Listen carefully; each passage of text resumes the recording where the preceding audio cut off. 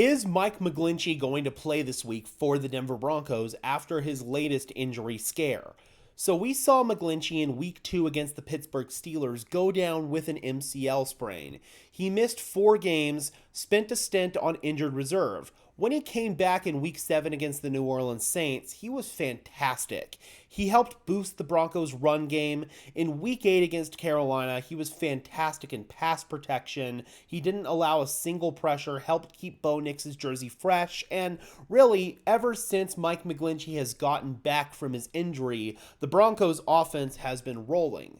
McGlinchey did pop up on the injury report yesterday with a knee injury. What we didn't know at the time was if he had re-sprained his MCL or if it was just some minor thing. Maybe he had retweaked it a little bit, but it wasn't anything severe, nothing to worry about. I'm happy to report that today we've got a little bit more clarification on the situation. McGlinchey returned to practice today. It was in a limited capacity, but the fact that he practiced is very good news. He's going to play. He's out there. He's going to be good to go. But if he weren't able to go, Alex Palczewski looks like he's going to return. Once again, got a full practice in. So if McGlinchey does get banged up in this game against Baltimore, then we can plug and play Alex Palczewski, and I think the Broncos will be just fine there.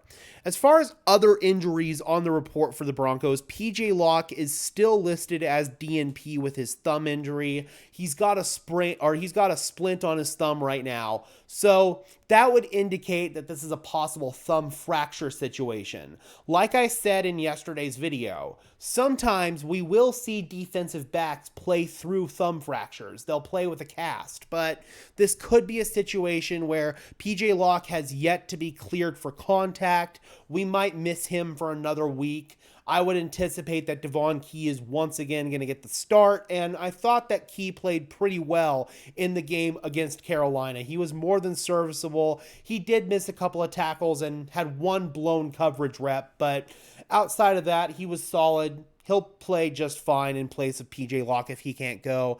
Aside from that, there's nothing really concerning on the injury report for the Broncos. Zach Allen had a rest day yesterday. He was limited. He was full today. Pat Surtain, he's full all the way this week with an ankle injury. Doesn't seem like it's anything serious. Delarian Turner-Yell, he got his first full practice in. I think that he's probably in line to return this week and get his first game action since tearing his ACL at the back end of last season.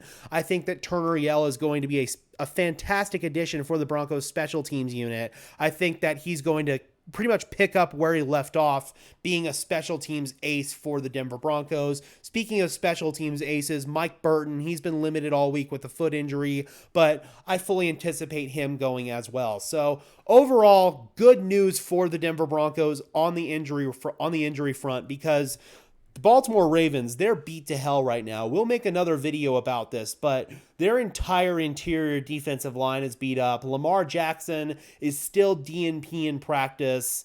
Things are a little